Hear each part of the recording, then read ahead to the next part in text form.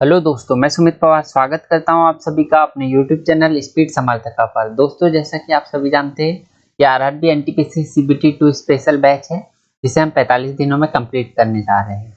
दोस्तों, आज से हम 1K सीरीज चालू कर रहे हैं जिसमें हम सबसे पहले फिजिक्स देखेंगे, जिसमें फिजिक्स के लगभग 1000 से अधिक क्वेश्चन डिस्कस किए जाएंगे। आज हम लगभग 100 क्वेश्चंस को सॉल्व करने की कोशिश करेंगे। तो दोस्तों, बिना देरी किए करते हैं शुरू।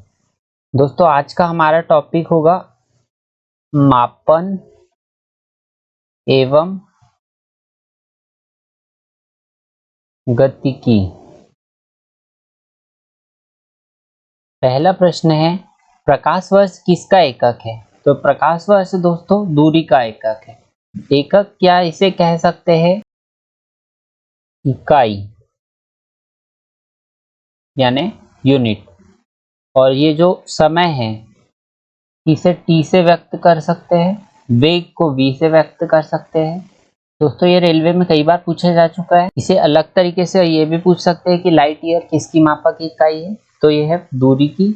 और प्रकाश वर्ष क्या है? तो ये दूरी मापने की इकाई है। दूसरा प्रश्न है, निम्नलिखित में से कौन समय की इकाई नहीं है? तो दोस्तों, प्रकाश वर्ष जो है मैंने बताया दूरी की इकाई है। बाकी जितनी भी है नैनो सेकेंड, माइक्रो सेकेंड और सेकेंड, ये सब समय की इकाई है। माइक्रो सेकेंड यानी 10⁻⁻⁶ होता है और नैनो की बात की जाए तो 10⁻⁹ होता है। तीसरा प्रश्न है, नूरी साल है। नूरी साल दोस्तों एक वर्ष में नूर का तय किया हुआ फासला होता है। चौथा प्रश्न है, एमकेएस प्रणाली में बल का एकक है। एमकेएस प्रणाली क्या होती है दोस्तों? जहां लंबाई, द्रव्यमान व समय, ये तीन क्वांटिटी को जब मीटर, किलोग्राम व सेकंड में मापते हैं तो ये एमकेएस प्रणाली कहलाती है। और वहीं सीजीएस की बात की जाए तो जब इसे सेंटीमीटर, ग्राम व सेकंड में नापे तो ये सीजीएस प्रणाली कहलाती है दोस्तों। तो एमकेएस प्रणाली में बल का एकक क्या होता है? वो होता है न्यूटन। बल होता है F is equals to mass into acceleration, और मास होता है केजी, और एक्सेलरेशन को लिखते हैं हम मीटर पर सेकंड स्क्वायर, और यही इक्वल टू होता है न्यूटन। चलिए आगे बढ़ते हैं। एंगस्ट्रॉम खालिस्तान को अभिव्यक्त करने की इकाई है। तो दोस्तों, इसका उत्तर है लंबाई। दोस्तों, एक एंगस्ट्रॉम बराबरी से होता है 10⁻⁻10 मीटर। वहीं बात की जाए समय की तो इसे सेकंड से अभिव्यक्त किया जाता है, द्रव्यमान को किलोग्राम से अभिव्यक्त किया जाता है और बल को न्यूटन से अभिव्यक्त किया जाता है। छठवां प्रश्न है, एक बार बराबर होता है। तो दोस्तों, एक बार 10⁵5 पास्कल के बराबर होता है दोस्तों, और पास्कल को लिख सकते हैं न्यूटन पर मीटर का स्क्वायर भी। आगे बढ़ते हैं, ल्यूमेन किसका मात्रक है? दोस्तों, ल्यूमेन ज्योति फ्लक्स का मात्रक होता है। किसी भी स्रोत के द्वारा 1 सेकेंड में जितना प्रकाश उत्सर्जित किया जाता है उसे उस स्रोत की प्रकाशमिति शक्ति कहा जाता है, और यही प्रकाशमिति शक्ति ज्योति फ्लक्स होती है दोस्तों। अगला प्रश्न है, ज्योति तीव्रता का मात्रक है। तो दोस्तों, ज्योति तीव्रता का मात्रक होता है कैंडेला। न्यूटन फोर्स का मात्रक होता है। अगला प्रश्न है, कैंडेला मात्रक है, तो इसका उत्तर होगा ज्योति तीव्रता का मात्रक कैंडेला। 10वां प्रश्न है, श्यानता की एसआई इकाई क्या है? श्यानता मतलब होता है दोस्तों विस्कोसिटी। जो पदार्थ जितना ज्यादा विस्कस होगा उसके बहाव उतना ही कम होगा। तो श्यानता की इकाई क्या होती है दोस्तों? इसकी इकाई होती है पॉइज़ोली। Option C. ऑप्शन ऊपर नीचे हो गए दोस्तों, इसके लिए माफी। 11वां प्रश्न है, प्लांक नियतांक h की विमा समान होती है। किसके समान होती है? तो दोस्तों, इसकी विमा कोणीय संवेग के समान होती है। कोणीय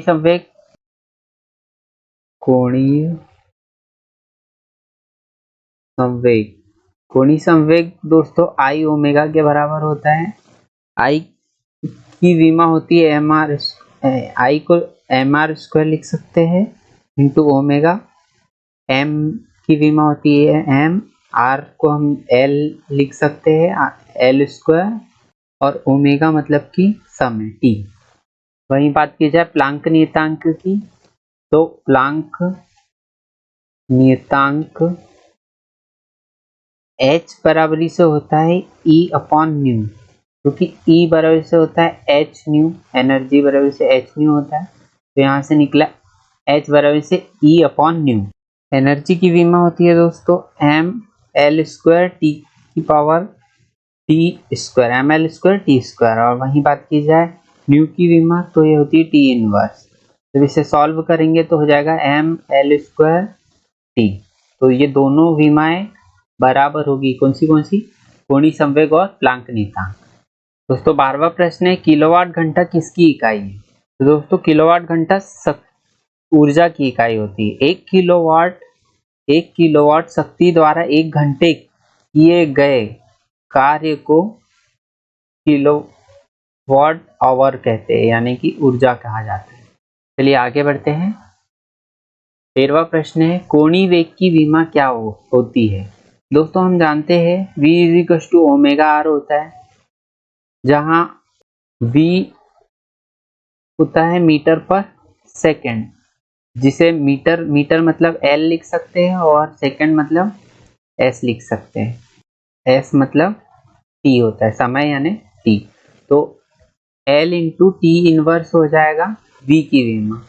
V की विमा लिख दी हमने, L into T inverse is equal to हो जाएगा ओमेगा इंटू आर। आर की विमा क्या होगी दोस्तों? आर होगी L, तो L से L हट जाएगा, अब बचा क्या? Omega is equal to T inverse. तो जहां कुछ नहीं होता है, m 0 है, L 0 है और t की पावर क्या है? -1। तो ये कहाँ आ रहा है दोस्तों? m 0 L 0 t की पावर -1, ये C में, ये m 0 L 0 और t इनवर्स है। अगला प्रश्न है, त्वरण की इकाई है। त्वरण क्या होता है?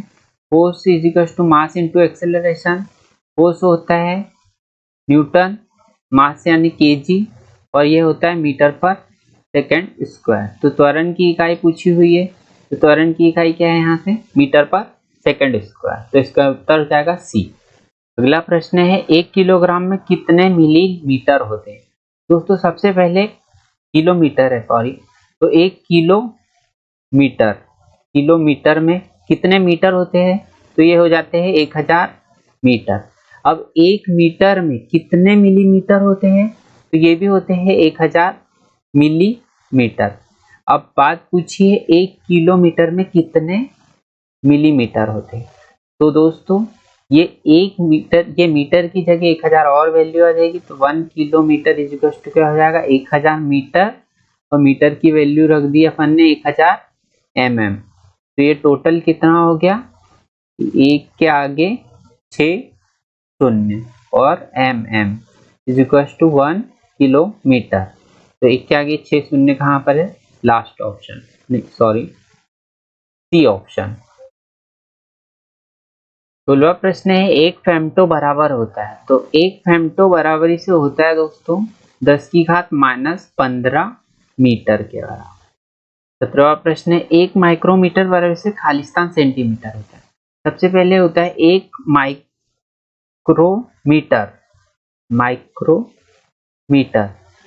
तो 1 माइक्रोमीटर बराबर से होता है 10 की घात -6 मीटर। अब पूछा गया है किस में? सेंटीमीटर में, तो इसे सेंटीमीटर में कन्वर्ट करना है, तो क्या होगा? 10 की घात -6 मल्टीप्लाइड बाय 100 इंटू ये सेंटीमीटर में कन्वर्ट हो जाएगा। तो यहाँ बचेगा 10 की घात -4, जो कि ऑप्शन बी, सॉरी ये ऑप्शन सी है, यहाँ पर सी लिखा है, ठीक है। तो 10 की घात -4 इसका आंसर हो जाएगा। 18वां प्रश्न है, 1 माइक्रोन किसके बराबर होता है? 1 माइक्रोन मतलब होता है दोस्तों 1 माइक्रोमीटर, ठीक है। तो माइक्रोमीटर मैंने बताया 10 की घात -6 मीटर के बराबर होता है, और इसे मिलीमीटर में कन्वर्ट करना रहा तो क्या हो जाएगा? 10 की घात -6, और मीटर को मिलीमीटर में कन्वर्ट करना है तो 1000 का गुणा हो जाएगा, तो ये हो जाएगा मिलीमीटर। अब इसे सॉल्व करेंगे तो ये हो जाएगा 10 की घात -3 बचेगा यहाँ पर, इसे लिख सकते हैं हम 1/1000 और इसी को यदि दशमलव में लगाना है तो 1, 2 और 1, जो कि ऑप्शन डी है। दोस्तों 19वां प्रश्न है, किसी तारे की दूरी को नापने के लिए प्रयुक्त यूनिट है, तो यह होती है प्रकाश वर्ष, और एक प्रकाश वर्ष का मान होता है 9.46 इंटू 10⁻15 मीटर। 20वां प्रश्न है, गति के नियमों का प्रतिपादन किसने किया, तो गति के नियमों का प्रतिपादन किसने किया दोस्तों, न्यूटन के गति विषयक नियम है। चलिए आगे बढ़ते हैं। 21वां प्रश्न है, न्यूटन के गति के प्रथम नियम से किस राशि की परिभाषा मिलती है। दोस्तों न्यूटन का गति का पहला नियम क्या कहता है, यदि कोई वस्तु स्थिर है तो वह स्थिर रहेगी, यदि गतिशील है तो गतिशील रहेगी, जब तक कि उस पर कोई बाह्य बल न आरोपित किया जाए। तो यदि कोई वस्तु गतिशील है, एक समान गति है और उस पर किसी प्रकार का एक्सटर्नल फोर्स नहीं लग रहा है, तो उसमें चेंजेस आएंगे क्या दोस्तों, नहीं आएंगे। इसलिए किसको परिभाषित करता है, एक समान गति को। चलिए आगे बढ़ते हैं। 22वां प्रश्न है, किसी भी स्थिर या गतिशील वस्तु की स्थिति और दिशा में तब तक कोई परिवर्तन नहीं होता जब तक उस पर कोई बाह्य बल सक्रिय न हो, तो यह गति के विषय कौन सा नियम है दोस्तों, प्रथम नियम। 23वां प्रश्न है, कालीन से धूल हटाते समय हम इसको अचानक झटका देते हैं अथवा छड़ी से पीटते हैं, इसका कारण है। इसका उत्तर होगा दोस्तों ए, विराम की जड़त्व में धूल अपना स्थान जमा लेती है तथा कालीन से धूल तभी हटती है जब कालीन में गति प्रदान की जाए। दोस्तों मैंने बताया है गति विषयक प्रथम नियम क्या कहता है, यदि कोई वस्तु स्थिर है तो वह स्थिर ही रहेगी, और यदि कोई वस्तु गतिशील है तो वह गतिशील ही रहेगी जब तक कि उस पर कोई बाह्य बल आरोपित न किया जाए। तो जब ये मान लीजिए कॉलिन है, इस पे ये धूल के कण है, तो ये क्या हो गए, इस पे चिपके हुए हैं।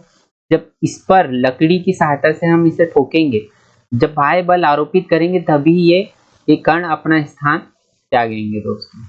चलिए आगे बढ़ते हैं। 24वां प्रश्न है, किसने कहा है एक पिंड विरामावस्था में तब तक रहेगा जब तक कि बाहरी बल पिंड पर कार्य नहीं करता है। दोस्तों पता है हमें न्यूटन ने गति विषयक नियम दिए थे, और गति विषयक कौन सा नियम है, पहला नियम। अगला प्रश्न है, एक गतिशील बस में अचानक ब्रेक लगाने से सवारी आगे की ओर झुक जाती है, किस नियम का पालन करता है। तो दोस्तों ये न्यूटन के गति के प्रथम नियम का पालन करता है, क्योंकि मैंने बताया है जैसे कि कोई वस्तु स्थिर है तो वह स्थिर ही रहेगी, और गतिशील है तो गतिशील रहेगी जब तक उस पर कोई बाह्य बल आरोपित ना किया जाए। जब कोई व्यक्ति बस में बैठा होता है तो उस पर दो बल लगते हैं, एक स्थितिज और एक गतिज। बस के कारण बस यदि इस ओर जा रही है तो बस के कारण इस व्यक्ति पर गतिज बल लगेगा, और वो बैठा हुआ है इसलिए इस पर स्थितिज बल लगेगा। अब जैसे ही बस चालक ब्रेक लगाता है तो ये जो बस के कारण गतिज बल है ये तो बस पर लगा है, पर व्यक्ति ब्रेक लगाने के साथ ही आगे की ओर जाएगा, क्योंकि इस पर वह बल नहीं लगा है, अभी यह फ्री था, इसलिए कहा जाता है सीट बेल्ट पहनकर बैठे दोस्तों। 26वां प्रश्न है, न्यूटन की गति का कौन सा नियम जड़त्व की व्याख्या करता है। तो इसका उत्तर होगा न्यूटन का गति का प्रथम नियम। चलिए आगे बढ़ते हैं। एक वस्तु के जड़त्व की प्रत्यक्ष निर्भरता है ए, द्रव्यमान, वेग, आयतन, संवेग। तो इसका उत्तर होगा द्रव्यमान का। दोस्तों किसी वस्तु का द्रव्यमान जितना ज्यादा होगा उसका जड़त्व उतना अधिक होगा, और यदि मान लीजिए एक वस्तु बी है और एक वस्तु ए है, अब इनमें से किसका जड़त्व अधिक होगा, अर्थात आप इस पर बल लगा रहे हो तो किसे आसानी से आप धकेल सकते हो, तो आप ए को आसानी से नहीं धकेल पाओगे क्योंकि इसका वजन ज्यादा है या क्यूब है, द्रव्यमान ज्यादा है। वहीं बात की जाती की तो इसका द्रव्यमान कम होने के कारण आप इसे आसानी से धक्का लगा सकते हो। तो एक वस्तु के जड़त्व की प्रत्यक्ष निर्भरता किस पर होती है दोस्तों, द्रव्यमान पर। जड़त्व का नियम सर्वप्रथम किसने दिया। दोस्तों इसका उत्तर दिमाग में आता है न्यूटन ने, लेकिन इसका असली उत्तर है गैलीलियो। गैलीलियो ने ही जड़त्व विषयक सबसे पहले नियम दिए थे। इसके पश्चात न्यूटन ने इन नियमों को और विस्तृत रूप में समझाया। गुरुत्वाकर्षण के नियमों के आविष्कारक कौन है। तो इसका उत्तर होगा दोस्तों न्यूटन। न्यूटन ने ही सेब को गिरते हुए सबसे पहले देखा था और उसके पीछे के कारण को जानने की कोशिश की। यही क्वेश्चन आया है दोस्तों, गुरुत्वाकर्षण के नियम का प्रतिपादन किसने किया था। तो न्यूटन ने ही किया था। अगला प्रश्न है, व्यक्ति का भार उस लिफ्ट में अधिक होगा जो स्थिर वेग से ऊपर की ओर चलता है, स्थिर वेग से नीचे की ओर चलता है, ऊपर की ओर त्वरित होने वाले, नीचे की ओर त्वरित होने वाले। तो दोस्तों व्यक्ति का भार ऊपर की ओर त्वरित होने वाले लिफ्टों में सबसे ज्यादा होता है। ये व्यक्ति का भार लग रहा है नीचे की ओर और लिफ्ट जा रही है ऊपर की ओर, और वो भी त्वरित वेग से, अर्थात उसके वेग में लगातार परिवर्तन होते जा रहा है दोस्तों। तो याद रखिएगा, जब लिफ्ट भी नीचे जाए और व्यक्ति का भार तो नीचे की ओर ही होता है, तो उस समय वेग सबसे कम महसूस होगा, और जब लिफ्ट ऊपर जा रही हो और वेग अपना व्यक्ति का वेट तो नीचे की ओर ही होगा, तो इस स्थिति में, ये स्थिति ए है और ये स्थिति बी, इस स्थिति में सबसे ज्यादा वेट होगा और इस स्थिति में सबसे कम वेट होगा। 32वां प्रश्न है दोस्तों, किसी पिंड के उस गुणधर्म को क्या कहते हैं जिससे वह सीधी रेखा में विराम या एक समान गति की स्थिति में किसी भी परिवर्तन का प्रतिरोध करते हैं? तो इसे क्या कहते हैं दोस्तों? जड़त्व कहते हैं। मैंने बताया न्यूटन का गति विषयक प्रथम नियम, जिसमें न्यूटन कहता है कि यदि कोई वस्तु स्थिर है तो वह स्थिर ही रहेगी और गति में है तो गतिशील ही रहेगी, जब तक उस पर कोई बाह्य बल आरोपित न किया जाए। और यह बाह्य बल जब आरोपित करते हैं तो ये वस्तु अपने वर्तमान स्वरूप में बदलाव का विरोध करती है, और यही बदलाव का विरोध जड़त्व कहलाता है दोस्तों। 33वां प्रश्न है, किसी पिंड का वेग समरूप कहा जाता है जब वेग का सिर्फ मान नियत रहे, वेग की सिर्फ दिशा नियत रहे, वेग का मान और दिशा दोनों नियत रहे, वेग का मान और दिशा दोनों परिवर्तनशील हो। तो इसका उत्तर होगा वेग का मान और दिशा दोनों नियत हो, उसी समय पिंड का वेग समरूप कहा जाता है दोस्तों। 34वां प्रश्न है, एम द्रव्यमान का एक पिंड v वेग से एक दीवार से टकराता है और उसी चाल से वापस आता है, पिंड के संवेग में परिवर्तन क्या होगा? तो दोस्तों एम द्रव्यमान का पिंड v वेग से दीवार से टकरा रहा है, तो उसका संवेग p1 बराबर से हो जाएगा m इंटू वी, अर्थात जब वो दीवार से टकरा रहा है। अब जब वो दीवार से टकरा कर वापस लौटेगा तो उसका वेग सेम है लेकिन दिशा परिवर्तित हो गई, अर्थात उसका वेग माइनस दिशा में आ रहा है और द्रव्यमान भी समान ही है, तो उस समय इसका संवेग होगा p2 = m into minus we. अब पिंड का संवेग परिवर्तन क्या हो जाएगा दोस्तों? पिंड का संवेग परिवर्तन, इसे हम नाम दे देते हैं, मान लीजिए डेल पी, तो ये हो जाता है p2 माइनस p1।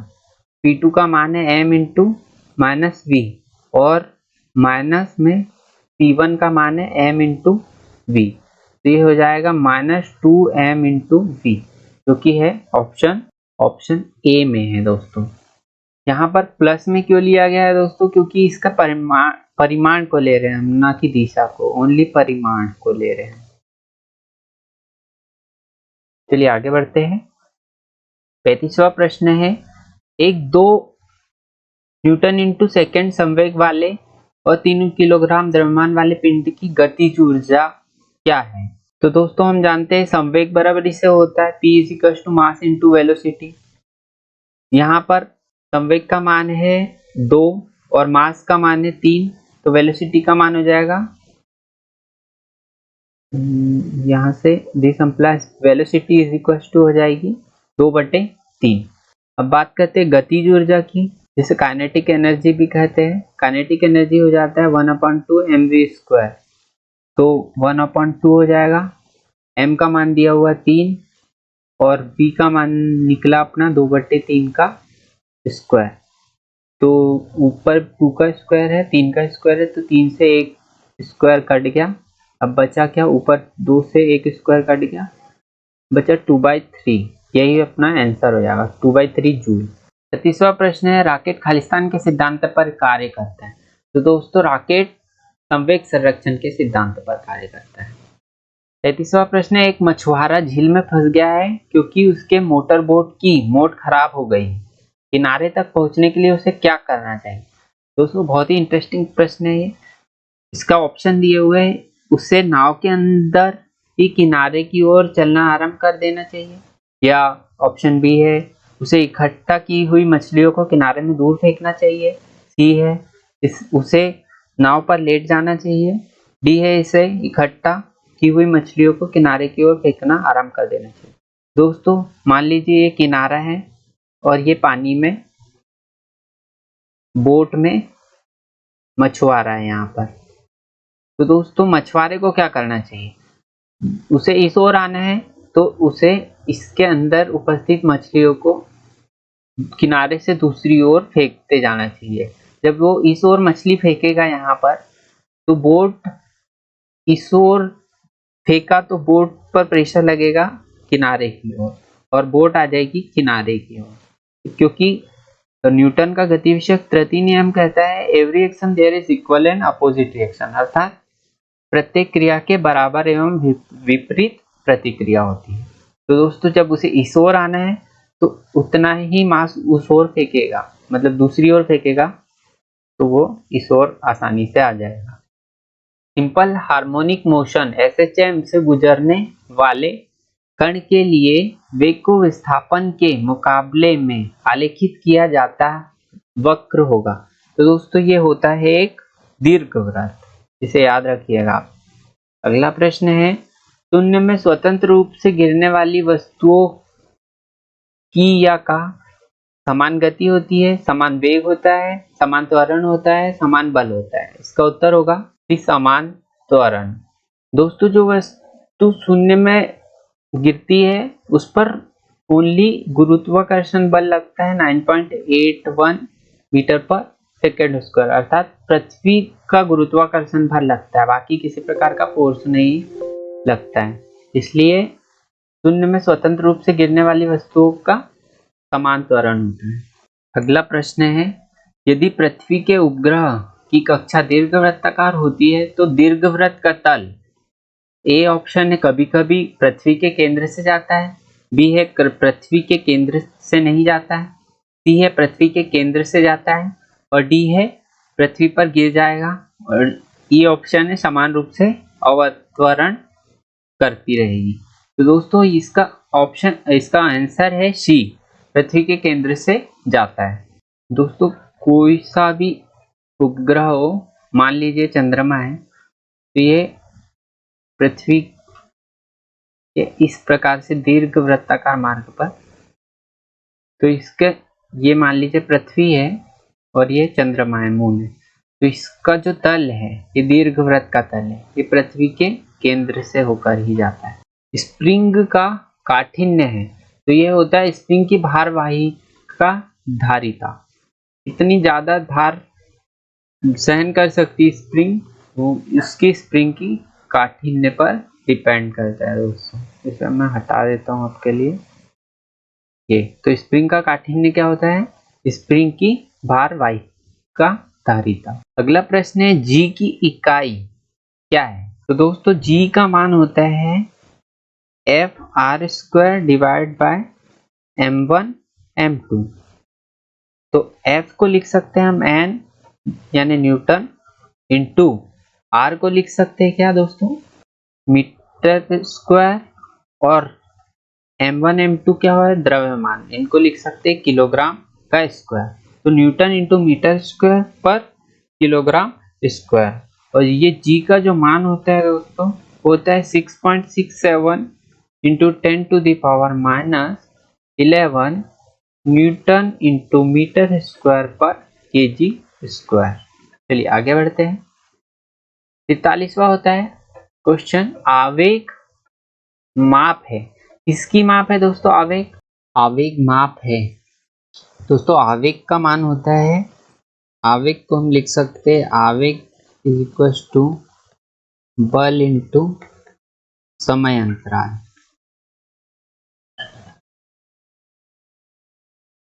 समय अंतराल। तो दोस्तों आवेग जो होता है बल की ही माप होती है और बल को हम भार भी कह सकते हैं। तो भार, इसका आंसर क्या हो जाएगा दोस्तों डी, ऑप्शन डी भार। क्वेश्चन नंबर 44 है बल का मात्रक है। तो बल होता है F is equal to mass into acceleration. Mass को हम लिख सकते हैं kg और एक्सीलरेशन को लिख सकते हैं मीटर पर सेकेंड स्क्वायर। तो इसको लिख सकते हैं किलोग्राम इंटू मीटर प्रति सेकंड का वर्ग। तो ये आ रहा है किलोग्राम इंटू मीटर प्रति सेकंड का वर्ग। ऑप्शन बी आंसर होगा इसका। 45वां प्रश्न है, 1 माइक्रोन बराबर होता है। दोस्तों ये मैंने बता दिया आपको, इसका आंसर हो जाएगा 0.0, ऑप्शन डी। दोस्तों तापमान का ऐसा ही मात्रक, तो ये होता है केल्विन। 43वां प्रश्न है, एक पानी से भरी ग्लास के नीचे से कागज को खींचते हैं तो पानी में गति उत्पन्न नहीं होती है। इसका सही उत्तर हो जाएगा जड़त्व के कारण, ऑप्शन बी। 48वां प्रश्न है, स्प्रिंग को सामान्य लंबाई पर वापस लौटने के लिए लगने वाले बल को कहते हैं, क्या कहते हैं दोस्तों? प्रत्यानयन बल कहते हैं। आगे बढ़ते हैं। गतिमान वस्तु में होती है, क्या होती है दोस्तों?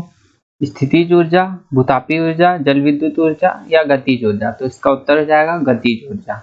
गतिज ऊर्जा को इंग्लिश में बोलते हैं काइनेटिक एनर्जी और इसका मान होता है 1/2 mv²। चलिए आगे बढ़ते हैं।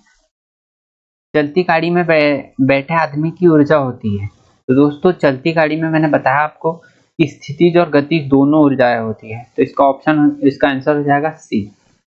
क्रिया एवं प्रतिक्रिया दो भिन्न विषयों पर कार्य करते हैं, समान परिमाण रखते हैं, समान विरुद्ध दिशाएं होती है इनकी।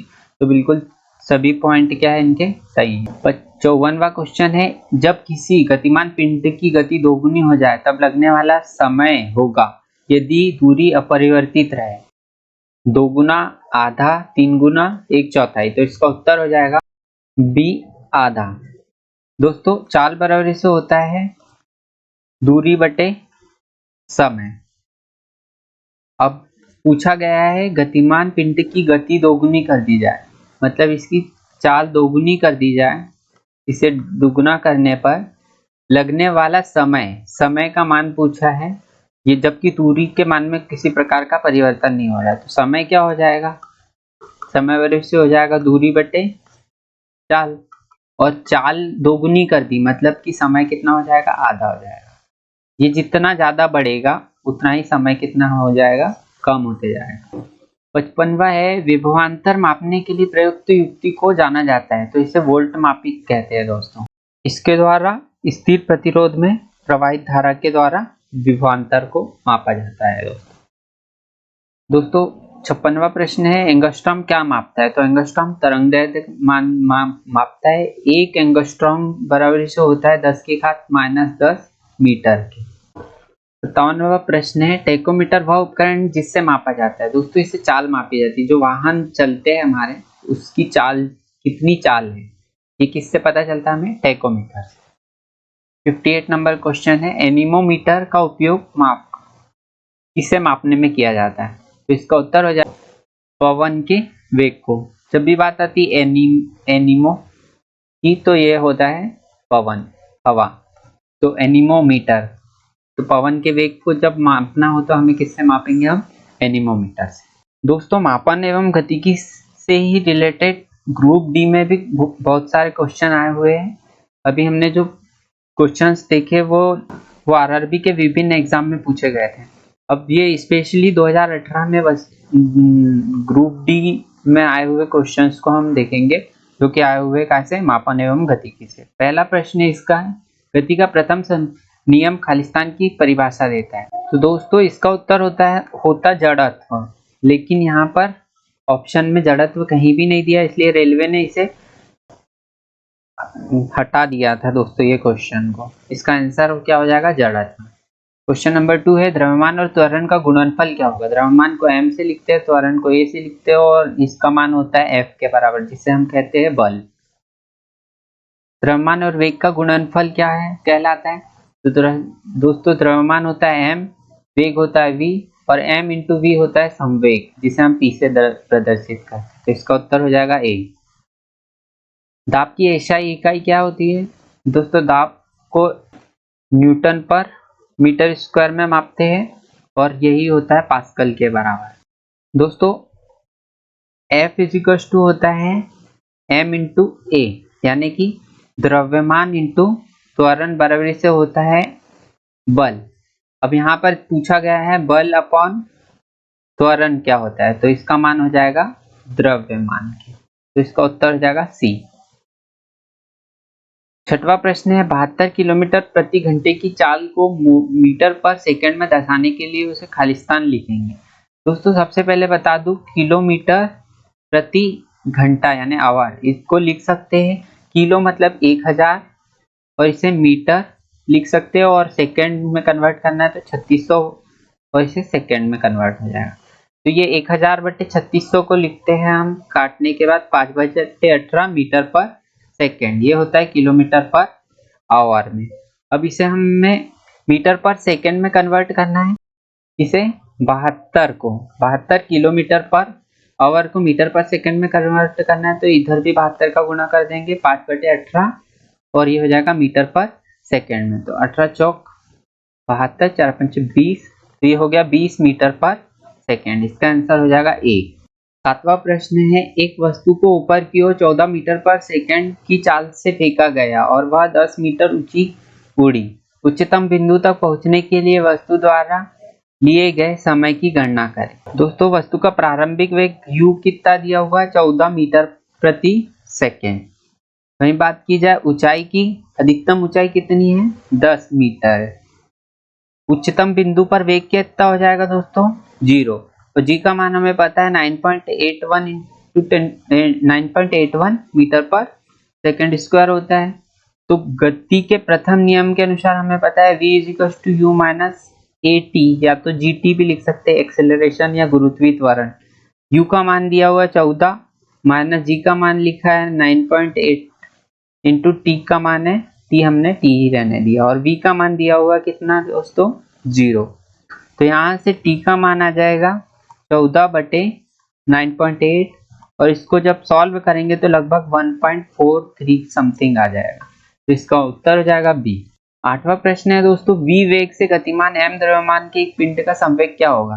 तो दोस्तों संवेग होता है p = द्रव्यमान इंटू वेग। तो ऑप्शन में संवेग का मान किसके बराबर हो जाएगा, a के बराबर। नौवां प्रश्न है 150 किलोग्राम द्रव्यमान की एक वस्तु 5 सेकंड में 6 मीटर प्रति सेकंड से 16 मीटर प्रति सेकंड के वेग से त्वरित होती है, तो त्वरण ज्ञात कीजिए।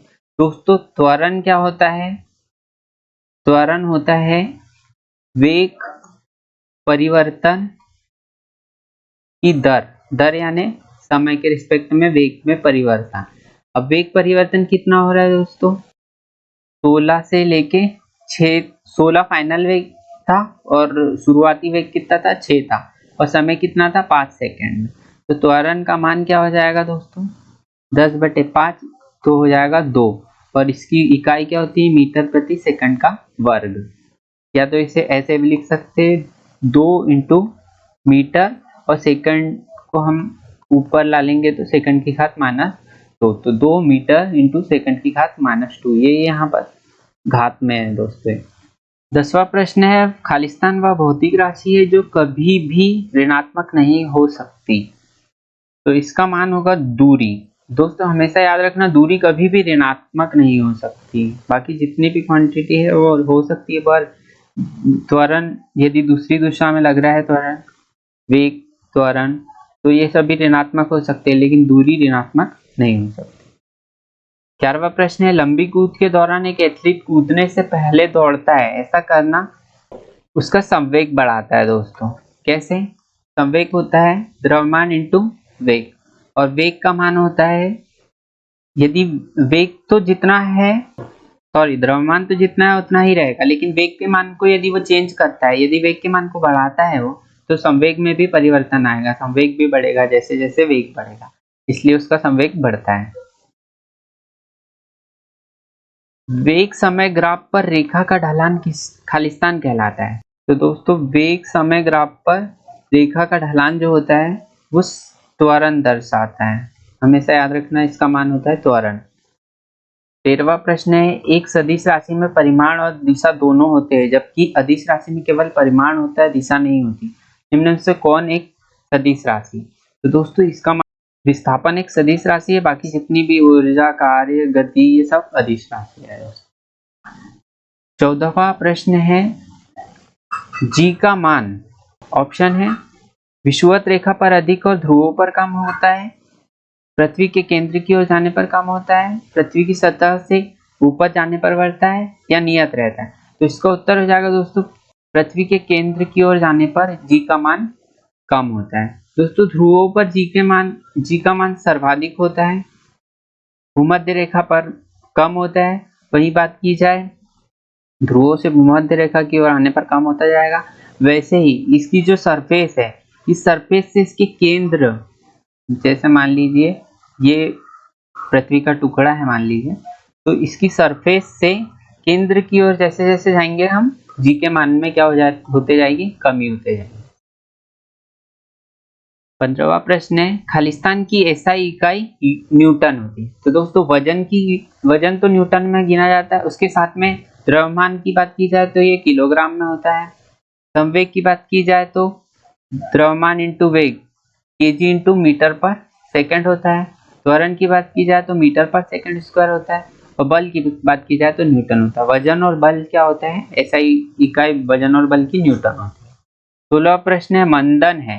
दोस्तों जिस प्रकार से त्वरण होता है, जब पॉजिटिव वे में वेग में परिवर्तन हो रहा हो तो वो त्वरण होता है, उसी प्रकार से ऋणात्मक वे में त्वरण में परिवर्तन हो तो उसे मंदन कहते हैं। 17वां प्रश्न है किसी गेंद को यदि ऊपर की ओर 25 मीटर प्रति सेकंड के प्रारंभिक वेग से फेंका जाए तो इसे अपने उच्चतम बिंदु तक पहुंचने में कितना समय लगेगा। जी का मान 10 मीटर प्रति सेकंड लिया जा सकता है। तो इसका उत्तर क्या होगा दोस्तों यहाँ क्या क्या दिया है, यू दिया हुआ है, प्रारंभिक वेग कितना दिया हुआ है 25 मीटर पर सेकेंड।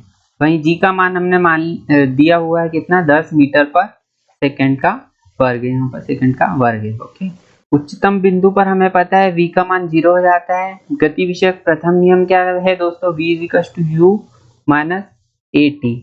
अब u का मान है 25 माइनस a, या a की जगह हमने g ले लिया है।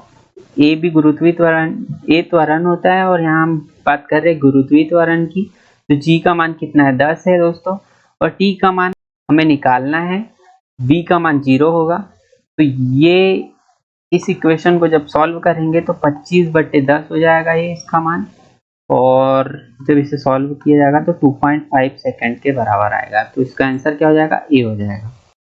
18वां क्वेश्चन में पूछा है newton into metre square into KG की पावर -2 इसकी एसआई इकाई है। तो दोस्तों सबसे पहले त्वरण की बात की जाए, त्वरण की इकाई क्या होती है, मीटर पर सेकंड का वर्ग। संवेग की बात की जाए द्रव्यमान इंटू वेग होता है, इसकी इकाई होती है केजी इंटू मीटर पर सेकंड। और बात की जाए दबाव की, दबाव होता है प्रेशर, प्रेशर होता है न्यूटन पर मीटर स्क्वायर।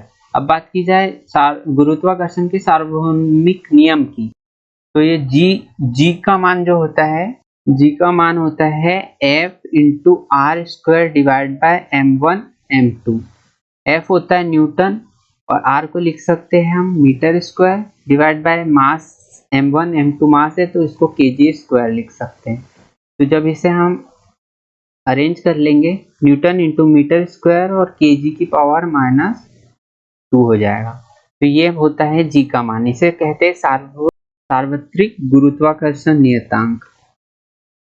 तो दोस्तों यदि इसे सार्वत्रिक गुरुत्वाकर्षण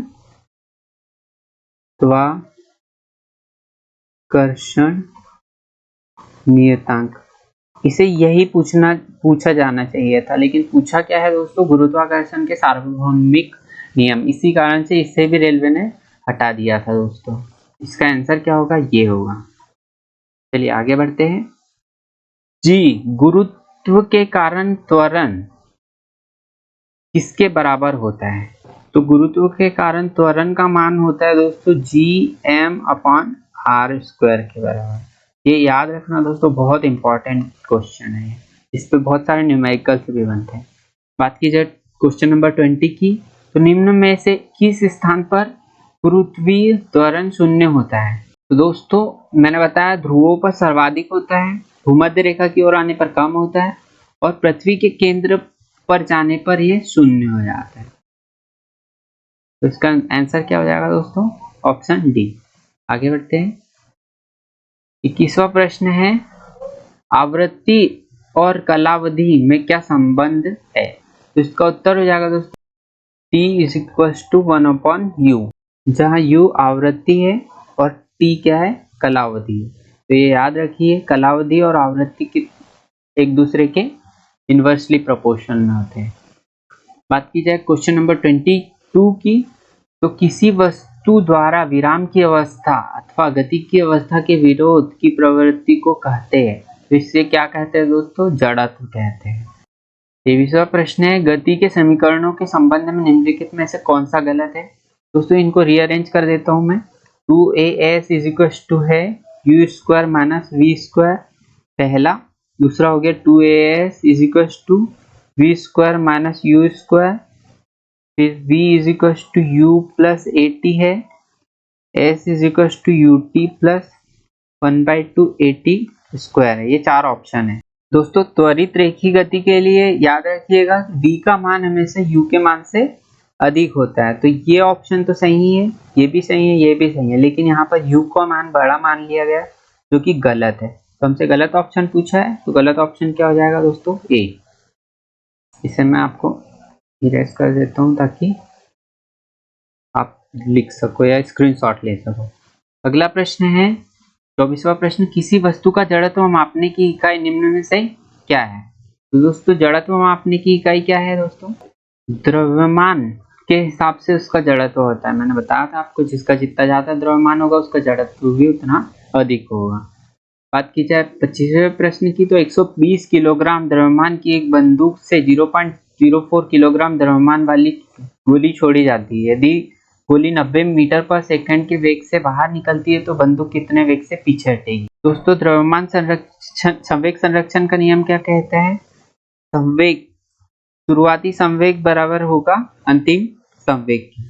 तो शुरुआती संवेग क्या होगा दोस्तों? पहला द्रव्यमान कितना था बंदूक का? 120। वेलोसिटी नहीं पता है हमें। वही बात की जाए गोली के द्रव्यमान की, तो इसका मान है 0.04 और वेलोसिटी कितनी है गोली की? तो 90 है। अब हमें निकालना क्या है? बंदूक पर कितना वेग लगा, तो यही वेग कितना है? v1 है। v1 कितना हो जाएगा दोस्तों? 0.04 इंटू 90 डिवाइड बाय 120। एक जीरो से एक जीरो कट गया और ये इसको 4 गुणित 9 लिख सकते हैं, बटे में 100 गुणित 12 लिख सकते हैं। 4 से ये 3 बार कट गया, 3 से ये 3 बार कट गया और ये इसका मान हो गया 3 इंटू 10 की घात -2 मीटर पर सेकेंड। तो ये आंसर आ रहा है 3 गुणित 10 की घात -2 मीटर पर सेकेंड, ऑप्शन डी। क्वेश्चन 26वां है, चंद्रमा पर किसी वस्तु का भार इज इक्वल टू खालिस्तान इंटू इसका पृथ्वी पर भार। तो चंद्रमा पर पृथ्वी का भार, पृथ्वी के भार का चंद्रमा पर किसी वस्तु का भार कितना होता है? 1/6। यदि पृथ्वी पर किसी वस्तु का भार 6 किलो होगा तो चंद्रमा पर उसका भार 1 kg होगा। ऐसा क्यों?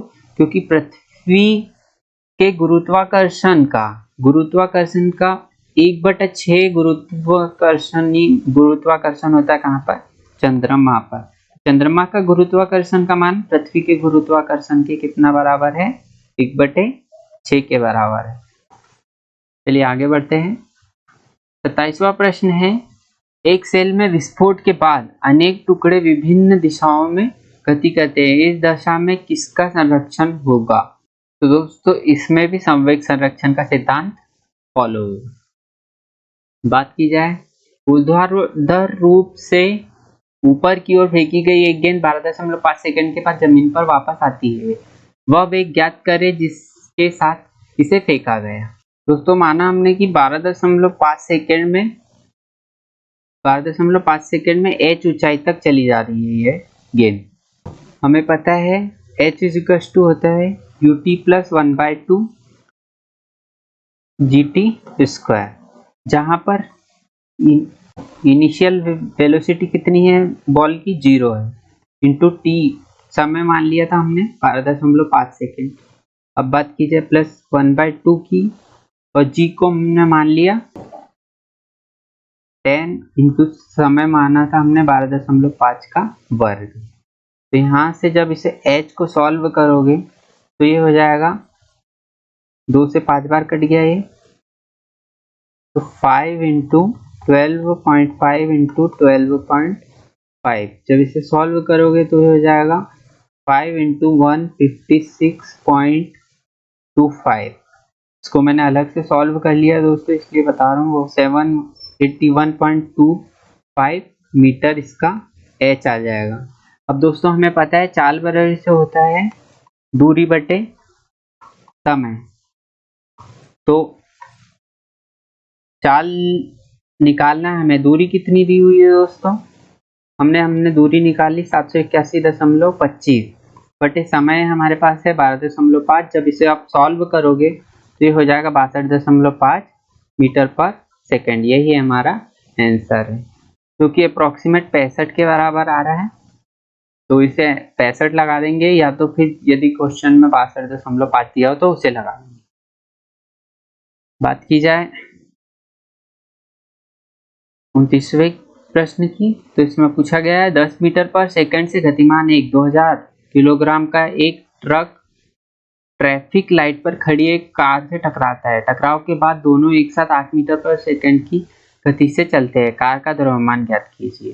दोस्तों यहाँ संवेग संरक्षण का सिद्धांत लगा देंगे। सबसे पहले मान लिया हमने कार का द्रव्यमान m है। m किसका द्रव्यमान है, कार का द्रव्यमान है, और बड़ा m मान लिया जो कि है ट्रक का द्रव्यमान, जो कि है 2000 किलोग्राम। टक्कर के पहले ट्रक का वेग कितना था दोस्तों, v था 10 मीटर पर सेकेंड, और कार का वेग कितना था, u मान लिया उसे 0 के बराबर। टक्कर के बाद ट्रक और कार दोनों का संयुक्त वेग v1 मान लिया जो कि है 8 मीटर पर सेकेंड, और दोनों का द्रव्यमान कितना हो जाएगा टक्कर के बाद, तो दोनों का द्रव्यमान हो जाएगा 2000 प्लस m। अब इसे सॉल्व करेंगे दोस्तों। सबसे पहले टक्कर के पहले का संवेग बराबर से हो जाएगा टक्कर के बाद का संवेग। तो टक्कर के पहले का संवेग कितना हो जाएगा, 2000 गुणित मास इंटू x। तीसरा प्रश्न है समय के साथ विस्थापन में परिवर्तन की दर को कहा जाता है, तो इसे क्या कहा जाता है दोस्तों, वेग कहा जाता है। विस्थापन में परिवर्तन की दर, विस्थापन अपॉन समय, ये होता है वेग, और दूरी अपॉन समय ये होता है चाल। दोस्तों वेग सदिश राशि है, वैसे विस्थापन भी सदिश राशि, दूरी अदिश राशि है, और चाल भी अदिश राशि है, याद रखिए दोस्तों। गति का द्वितीय समीकरण खालिस्तान के बीच संबंध प्रदान करता है। दोस्तों ये द्वितीय समीकरण जो होता है स्थिति समय के बीच संबंध स्थापित करता है। बात की जाए बल इंटू विस्थापन खालिस्तान के बराबर होता है, तो कार्य बराबर से होता है बल इंटू विस्थापन, बल इंटू विस्थापन, तो इसका उत्तर हो जाएगा डी। अगले प्रश्न की ओर जाते हैं। 33वां प्रश्न है वह प्रक्षेपण कोण ज्ञात कीजिए जिसके लिए परास और अधिकतम ऊंचाई बराबर हो। दोस्तों परास r का मान होता है v square sine 2 theta upon g, और बात की जाए अधिकतम ऊंचाई की बात की जाए तो h का मान होता है v square sine square theta upon 2g। जब दोनों का मान बराबर होगा और इन्हें सॉल्व करेंगे, तो दोस्तों मैं पूरा सॉल्व नहीं करके बता रहा हूँ, टेन थीटा का मान यहाँ से आ जाएगा 4 के बराबर, और यही थीटा क्या है दोस्तों, यही थीटा है प्रक्षेपण कोण, और इसी प्रक्षेपण कोण का मान पूछा गया है यहाँ पर। तो प्रक्षेपण कोण यहाँ से थीटा कितना निकल जाएगा, 10 उधर जाएगा तो क्या हो जाएगा 10 इनवर्स 4 के बराबर, तो यही हमारा उत्तर हो जाएगा 10 इनवर्स 4, ऑप्शन बी। 34वां प्रश्न है सार्वत्रिक गुरुत्वाकर्षण नियतांक का मान क्या होता है, तो इसका आंसर हो जाएगा सी, जिसको गलत लिखा हुआ newton into metre square KG की पावर -2। अगला प्रश्न है एक कण को ऊर्ध्वाधर दिशा में ऊपर की ओर 0.8 v, ये यहाँ से इतना 0.8 तक के अंडर रूट में v की चाल से छोड़ा गया। यदि पृथ्वी की त्रिज्या r है तो कर्ण द्वारा प्राप्त की गई अधिकतम ऊंचाई क्या होगी। तो दोस्तों ये इसका एक आफ्टर सॉल्यूशन इसका आंसर आ जाएगा 4r। दोस्तों इस प्रकार से हमने लगभग 100 प्रश्न आज करने की कोशिश करी है। कल से क्वेश्चंस और बढ़ा दिए जाएंगे और जिस प्रकार ये फिजिक्स की सीरीज चल रही है इसके बाद आएगी केमिस्ट्री की और फिर बायोलॉजी की। तो दोस्तों आपको कैसा लगा लेक्चर आप कमेंट बॉक्स में ज़रूर बताएं और जिन्होंने लाइक सब्सक्राइब नहीं किया प्लीज़ लाइक एंड सब्सक्राइब करें और शेयर भी करें। Thank you very much.